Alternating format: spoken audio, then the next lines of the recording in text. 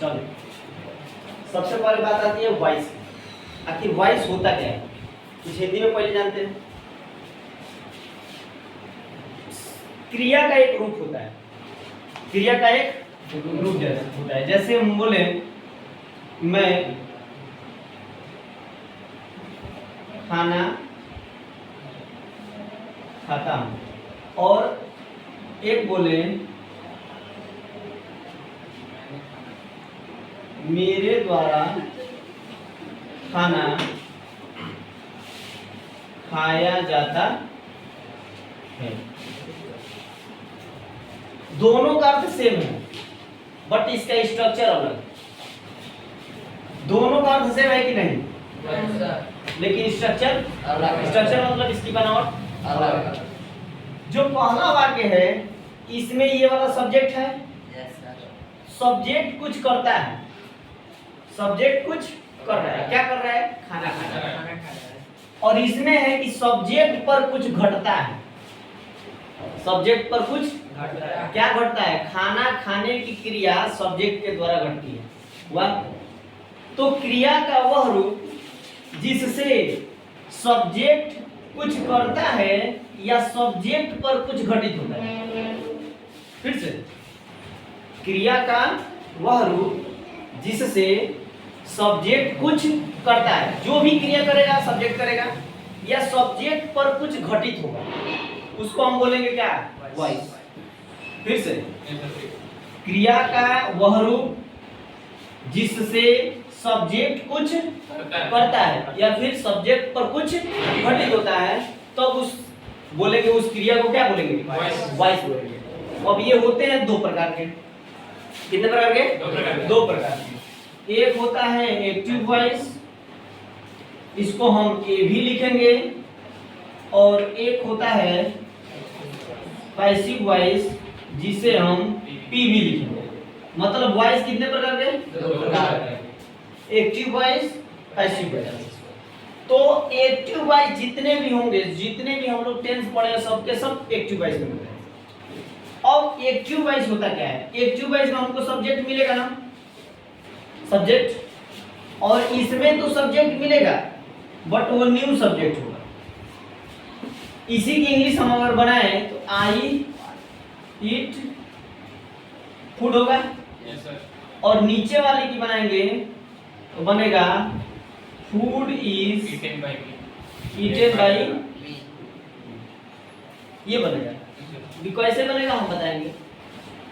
तो active voice होता क्या है? एक्टिव वॉइस अर्थात इसको हिंदी में बोलते हैं कर्तृवाच। क्या बोलते हैं? कर्तृवाच्य। इसको कर्मवाच्य। ये होता क्या है? किसी सेंटेंस में जो सब्जेक्ट प्रधान होता है, सब्जेक्ट पता है किसी कार्य को करने वाला, यदि कोई सेंटेंस दिया है उसमें सब्जेक्ट क्या है? प्रधान है। सब्जेक्ट प्रधान, या सब्जेक्ट के अनुसार हम हेल्पिंग वर्ब का प्रयोग करते हैं, सब्जेक्ट के अनुसार, न कि ऑब्जेक्ट के अनुसार, तो अब उसे हम बोलेंगे एक्टिव वॉइस। पैसिव वॉइस जिसमें ऑब्जेक्ट प्रधान होता है और ऑब्जेक्ट के अनुसार हम हेल्पिंग वर्ब का प्रयोग करते हैं। अलग अलग टेंस में हम अलग अलग प्रयोग करेंगे। इना की ये रही चीज है तो उसी को बार बार नहीं दोहराना है, उसका फार्मूला लिखा जाएगा, इसी फार्मूले पे यूज किया जाएगा। जैसे हम कल बताए थे कि विद्युत आवेश का सूत्र बराबर Q बराबर क्या होता है? NE। तो कोई भी विद्युत आवेश निकालना होगा तो NE पर रख देंगे। तो किसी भी सेंटेंस का यदि हमें पैसिव वॉइस बनाना है तो हम उसका सूत्र लिखेंगे, ठीक है? उस सूत्र को सबसे पहले नोट करना है। तो हम चलते हैं, सबसे पहले लिखने हैं वाच्य की डिफिनीशन। लिखिए वाच्य की डिफिनीशन। वाच्य डिफिनीशन लिखिए।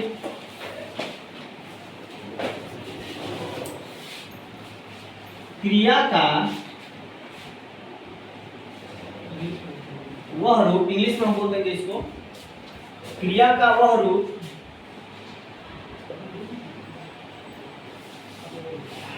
जिससे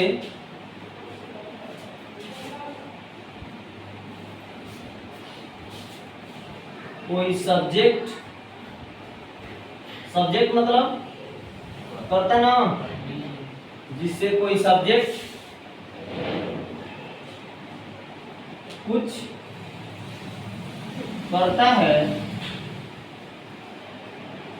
अथवा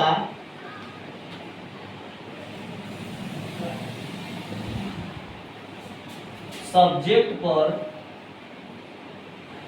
कुछ घटित होता है, सब्जेक्ट पर कुछ घटित होता है, उसे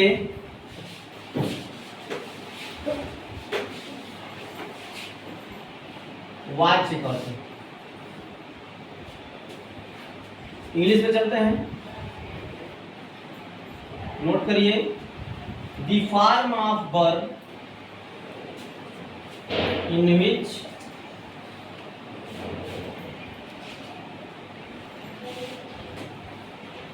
subject does something or something is happened on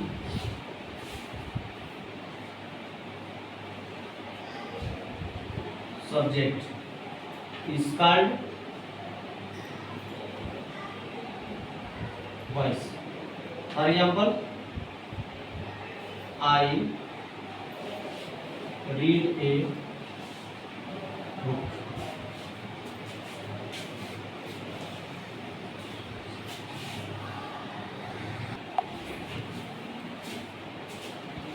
इसके दो रूप होते हैं या इसके दो भेद होते हैं। इसके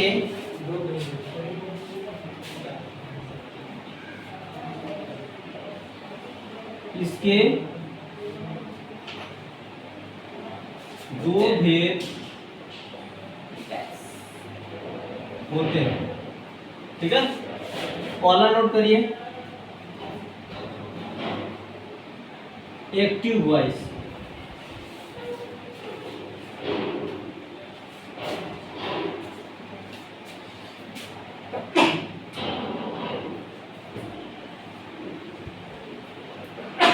कर्तृवाच्य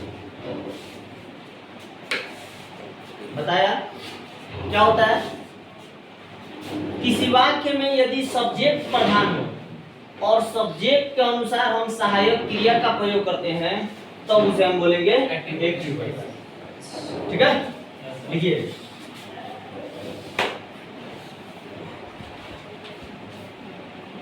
जब किसी वाक्य में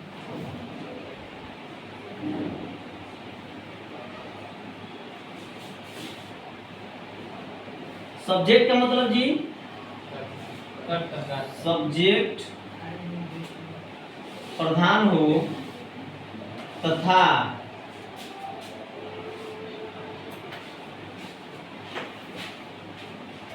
सब्जेक्ट के अनुसार सहायक क्रिया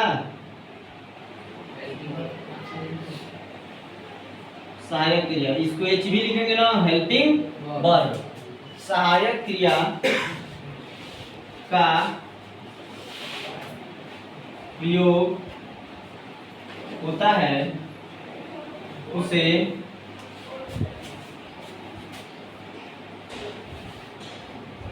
एक्टिव वॉइस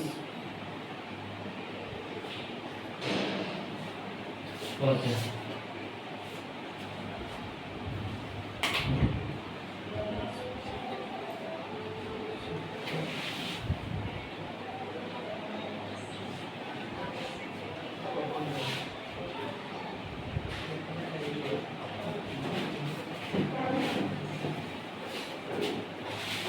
हो गया।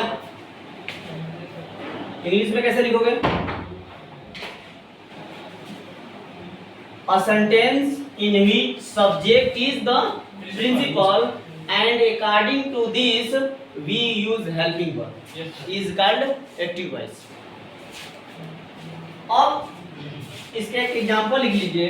For example I eat food. ये शॉर्टकट का यूज बता चुका हूँ। ये क्या लिखा है? Active voice. ठीक है।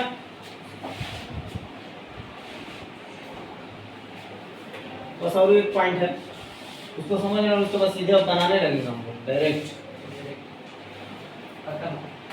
हो गया? दूसरा पॉइंट लिखिए पैसिव वॉइस। एग्जांपल क्या लिखते हैं? I eat food, I read book, I play cricket, कुछ भी कर लिखिए।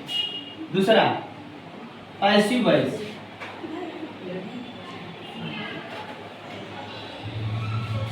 इसको बोलते हैं हिंदी में कर्मवाच।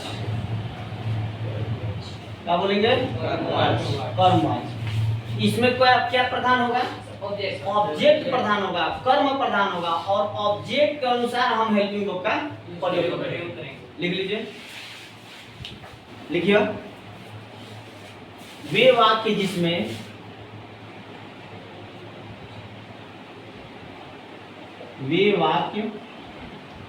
जिसमें ऑब्जेक्ट, हिंदी में क्या बोलते हैं? कर्म प्रधान होता है,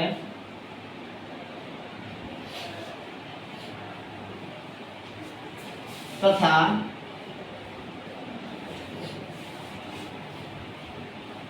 ऑब्जेक्ट के अनुसार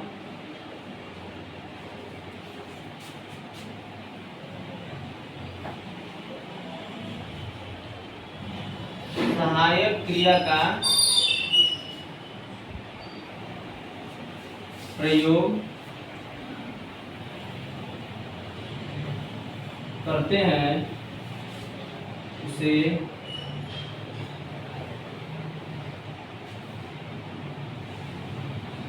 पैसिव वॉइस।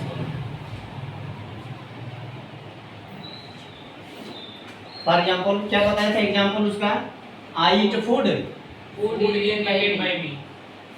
अरे भाई मैं एग्जाम्पल क्या लिखा था? I eat food. I eat food, तो फूड हो जाएगा पहले। Food is eaten by me. eaten by me।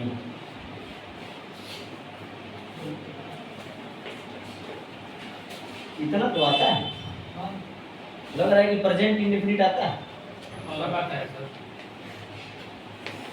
बड़े है थोड़ा बहुत। थोड़ा बहुत दोनों गजबे है, थोड़ा भी पढ़ा है बहुत ही अच्छी बात। कौन क्या लगा कि अच्छा हो मार दे मैं ना। ठीक, अब सुनिए, एक सेंटेंस हम इधर लिखते हैं पहले, फिर उस सेंटेंस के अनुसार हम लोग बनाएंगे, इस नियम को लिखेंगे। सेंटेंस से हम नियम का निर्माण करेंगे। जैसे ही रीड्स ए बुक, ये भी है ना, एस लगा है, तो जिन क्रियाओं में एस या एस लगा है पूरे टेंस में एक ही जगह लगता है, वो भी होता है प्रेजेंट टेंस। इसका मतलब इस वाक्य का जो टेंस होगा वो कौन सा होगा? Present tense. तो जब चेंज करेंगे तो हम सबसे पहले पहचानेंगे कि वो आखिर टेंस है कौन सा, ये पहचानेंगे। तो इसमें एस लगा है या ईएस लगा रहता तो हम क्या मान लेते हैं? Present indefinite. अगर यहाँ पे एस नहीं लगा रहता है, मेन वर्ब का फर्स्ट फॉर्म दिया रहता है, तो भी प्रेजेंट इंडेफिनिट मानते ना? Yes sir. अब सुनिए, ये हमारा जो है ये सब्जेक्ट है, ये हमारा जो है मेन वर्ब है, मेन वर्ब है क्यों नहीं है, और ये हमारा पूरा क्या है? इतना समझा? इस ऑब्जेक्ट को इधर और इस सब्जेक्ट को इधर करेंगे। अब सुनिए, इस ऑब्जेक्ट को यदि इधर करेंगे तो एक बुक आएगा ना यहाँ पे, एक बुक होगा। ये कौन सा सेंटेंस है? Present indefinite tense. तो प्रेजेंट इंडेफिनिट रहे या प्रेजेंट कंटीन्यूअस रहे, हेल्पिंग वर्ब हम लगाएंगे, इज लगाएंगे, एम लगाएंगे और बात समझ गई? तो एक बुक, एक किताब है, उसके साथ क्या लगेगा? इज। अब इतना छोड़ दिया जाए। पहला नियम इसका लिखा जाए, हम लोग लिखते हैं। क्या किए हम लोग कि ये सब्जेक्ट है, इधर किए तो ये अब ऑब्जेक्ट बन जाएगा। ये ऑब्जेक्ट है, इधर किए तो ये क्या बन जाएगा? ये सब्जेक्ट नहीं लिखेंगे, इसको हम लिखेंगे न्यू सब्जेक्ट। क्या लिखेंगे? New subject. और जो इधर आएगा इसको हम बोलेंगे न्यू ऑब्जेक्ट। याद रहेगा? बोलो, कोई दिक्कत इसमें? मतलब ऑब्जेक्ट रहेगा, उसको शुरू में लिखेंगे तो वो हम बोलेंगे न्यू सब्जेक्ट। यदि सब्जेक्ट रहेगा उसको अंत में लिखेंगे तो उसको बोलेंगे न्यू ऑब्जेक्ट। बात समझ आ गई?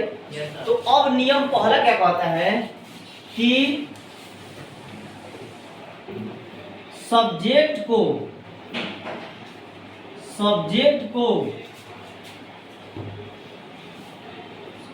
ऑब्जेक्ट के स्थान पर, ये क्या है? सब्जेक्ट को कहाँ? ऑब्जेक्ट के स्थान पर, तथा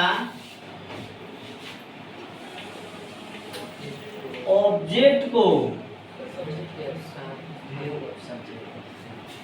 सब्जेक्ट के स्थान पर लिखते हैं। कोई दिक्कत इसमें ये नहीं किया है? जो हम क्रिया किए हैं वही हम लिख रहे हैं बस। माने सब्जेक्ट को ऑब्जेक्ट के स्थान पर और ऑब्जेक्ट को सब्जेक्ट के स्थान पर लिखते हैं। नोट करिए।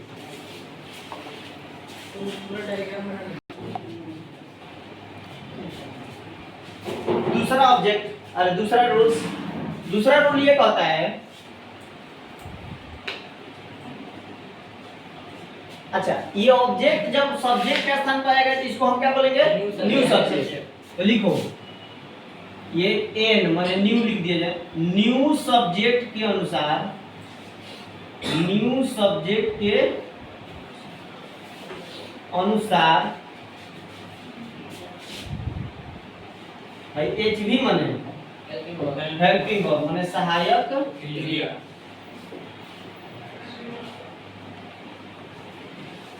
का प्रयोग करते हैं। ये ना किया है का प्रयोग करते हैं। यही दो नियम हम लोग किए हैं अभी तक। एक लाइन एक रूल्स पे एकदम निर्भर करता है। चलिए तीसरा रूल ये कहता है कि हेल्पिंग वर्ब के बाद, हेल्पिंग वर्ब के बाद एक शब्द लिखना है, सदैव माने हमेशा। मेन वर्ब का थर्ड फॉर्म का प्रयोग करते हैं। हमेशा हमेशा हमेशा हमेशा। चलिए आ जाइए, मत लिखो अभी, है देखो रीड है ना, रीड का थर्ड फॉर्म रेड होता है बट स्पेलिंग वही होती है। यहाँ पे हम क्या लिख देंगे? यहाँ पे प्ले है, प्ले का थर्ड फॉर्म प्ले। इसके बाद हम कर दिए। कोई दिक्कत इसमें? अगर किसी को दिक्कत है तो हमसे पूछ सकता है कि हेल्पिंग वर्ब के बाद हमेशा मेन वर्ब का थर्ड फॉर्म का प्रयोग करेंगे। कोई दिक्कत? रूल नंबर 4 लिखिए, देखिए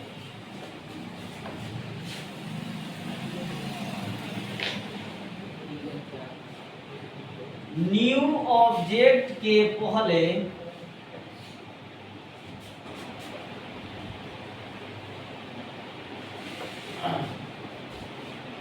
बाई का प्रयोग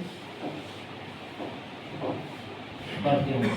देखो इसमें हमेशा नहीं लिखे हैं और नहीं सदैव नहीं लिखे हैं, लिखा है नहीं। इसका मतलब उसके शब्द पर निर्भर करेगा कि किसके साथ बाई लगेगा, किसके साथ विथ लगेगा, किसके साथ इनटू लगेगा, इन लगेगा, एट लगेगा। इसका मैं वीडियो बना चुका हूँ, आप एक बार जाकर घर पे देख लीजिएगा। सबके साथ बाई ना लगे, ठीक? नोट कर लीजिए।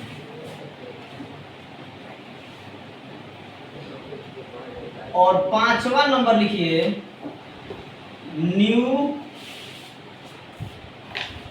ऑब्जेक्ट को हमेशा ऑब्जेक्टिव केस में लिखेंगे। ऑब्जेक्टिव केस में लिखेंगे।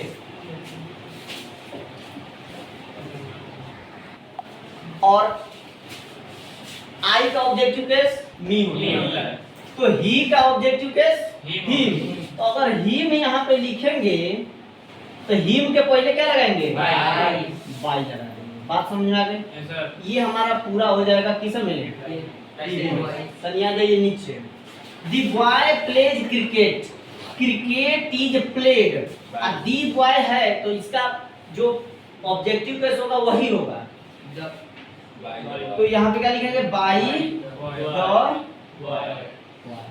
बात समझाएंगे? नोट करिए। ये एग्जांपल कहीं लिख रहे हो कि नहीं? साइड में लिख लेना है, पहचानते रहना है। इसलिए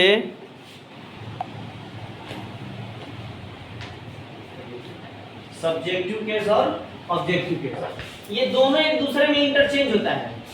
अगर ऑब्जेक्ट के रूप में मी रहेगा तो सब्जेक्ट में आएगा वही तो आई हो जाएगा। इंटरचेंज होता है। चलिए सबसे पहले सब्जेक्ट में हम किसका प्रयोग करते हैं? तो ऑब्जेक्ट में जब चेंज करेंगे, इसको लेकर भगेंगे उधर तो क्या लिखेंगे? तो हम इसको लिख देते हैं बाई में। क्या लिखेंगे? अतनी ऊपर लिख लीजिए ए भी। ये भी माने याद रहेगा, कोई दिक्कत? चलिए अगर वी रहेगा तो हो जाएगा बाई और। क्या हो जाएगा? तो माने वी सब्जेक्ट में रहेगा, वी को ऑब्जेक्ट में ले जाना है तो क्या लिखेगा? बाई।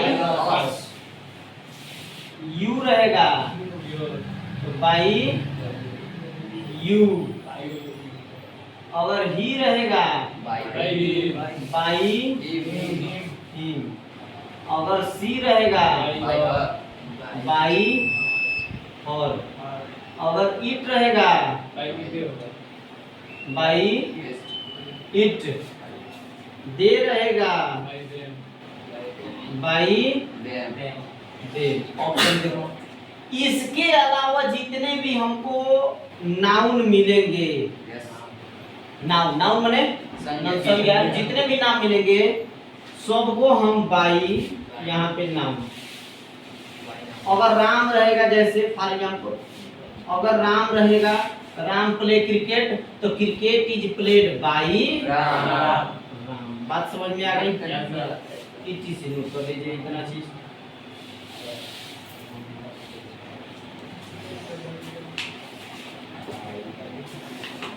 अब दूसरा वाला बता रहे हैं।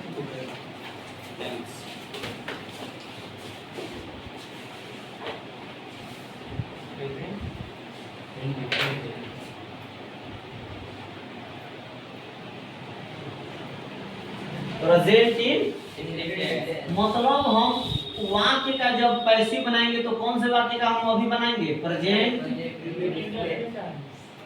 Indefinite tense. बनाने से पहले हमको बता, आप लोग को मैं बता दे रहा हूँ कि केवल 8 ही टेंस का पैसिव वॉइस बनता है। प्रेजेंट का 3 ऊपर वाला, पास्ट का 3 ऊपर वाला, फ्यूचर इंडेफिनिट, फ्यूचर परफेक्ट। बस माने present indefinite tense, present continuous tense और present perfect tense. Present perfect continuous tense नहीं बनता है। दूसरा past indefinite tense, past continuous tense, past perfect tense. उसके बाद बनता है फ्यूचर इंडेफिनिट टेंस और फ्यूचर परफेक्ट। बस इतने कुल मिला के 8 आठों का हमको पढ़ना है। तो पहला हम लोग कौन सा पढ़ रहे हैं? इसमें सेंटेंस होते हैं 4। कितने होते हैं? 4। Affirmative, negative, interrogative, interrogative negative. एगो होता है एक्सेप्शन। एक्सेप्शन माने अपवाद। ये सबका जिक्र एक ही साथ, जैसे झाड़ू उड़ू होता है ना, बाहर के लिए चलना है, यही तरह हम लोग एक साथ बाहर के लिए चलेंगे, पूरा घर द्वार एकदम साफ। तो प्रेजेंट इंडेफिनिट का ये देखिए पहचानने के तरीके मैं पहले बता रहा हूँ। पहचानेंगे कैसे? यदि मेन वर्ब के फर्स्ट फॉर्म में एस या एस लगेगा तो भी प्रेजेंट इंडेफिनिट होगा, या फिर मेन वर्ब का कौन सा फॉर्म दिया जाएगा? First form. केवल और केवल मेन वर्ब का फर्स्ट फॉर्म। हेल्पिंग वर्ब दिया नहीं रहेगा, तो हम मान लेंगे कि वो कौन सा है, प्रेजेंट इंडेफिनिट। दूसरा, या तो डू या डज डिड नॉट दिया रहेगा तो भी हम पहचान लेंगे कि वो कौन सा वाक्य है, प्रेजेंट इंडेफिनिट। तो सबसे पहला जो सेंटेंस बनाते हैं हम लोग वो बना रहे हैं, लिखिए अफर्मेटिव सेंटेंस। लिखिए अफर्मेटिव सेंटेंस।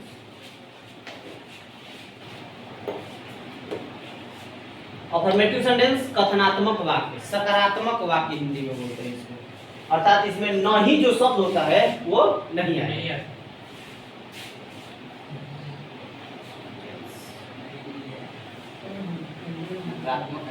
अब तनी देखिए सूत्र लिख रहे हैं, एक्टिव जो वॉइस होगी वो हमेशा टेंस वाली होगी ना, तो हम उसको चेंज करके पैसिव में बदलेंगे। तो एवी का जो सूत्र होता है वो सबसे पहले हम सब्जेक्ट लिखते हैं, फिर मेन वर्ब के फर्स्ट फॉर्म में एस या यस, आप लोग पढ़े होंगे। आप प्लस क्या लगाते हैं, ऑब्जेक्ट लगाएंगे। जब पैसिव वॉइस में चेंज करेंगे तो इस ऑब्जेक्ट को यहाँ लाएंगे ना, इस ऑब्जेक्ट को यहाँ लाएंगे तो ये हमारा बन जाएगा न्यू, और न्यू सब्जेक्ट के अनुसार हम हेल्पिंग वर्ब क्या लगाएंगे, इज लगाएंगे, एम लगाएंगे या फिर आर। उसके बाद मेन वर्ब का सदैव कौन सा फॉर्म, आप प्लस बाई, आप प्लस न्यू ऑब्जेक्ट, तो न्यू लिखना है, सॉरी न्यू ऑब्जेक्ट, नोट करिए।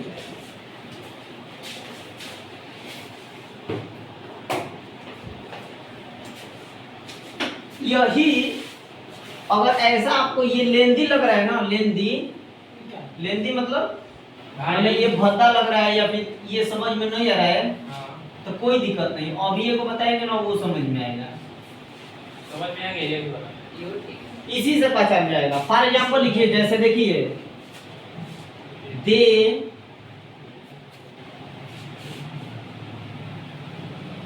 प्ले क्रिकेट, चलो जी सौरभ पढ़ो जरा, बोलो। Cricket cricket is play played by them. तू सौरभ बाई, और ये लास्ट में हरदम लिखते रहना है। बात समझ आ गई, बैठिए।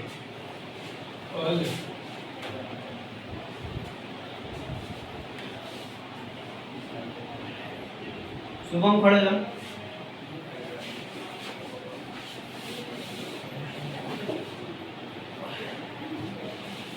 She helps me। मी इधर आएगा ना, क्या हो जाएगा, आई के साथ क्या लगेगा, एम। हेल्प का थर्ड फॉर्म हेल्प बाई, बैठ जाइए। तो मी इधर आएगा बाय हो जाएगा, नहीं होगा। मैं यहाँ पे सब्जेक्टिव के पढ़ा रहा था तो मैं बोला कि इंटरचेंज एक दूसरे में होता है। Yes sir. तो मी अगर ऑब्जेक्ट में रहेगा तो सब्जेक्ट में आएगा तो आई नहीं होगा, आई अगर ऑब्जेक्ट में जाएगा तो मी हो जाएगा। नोट कर लीजिए।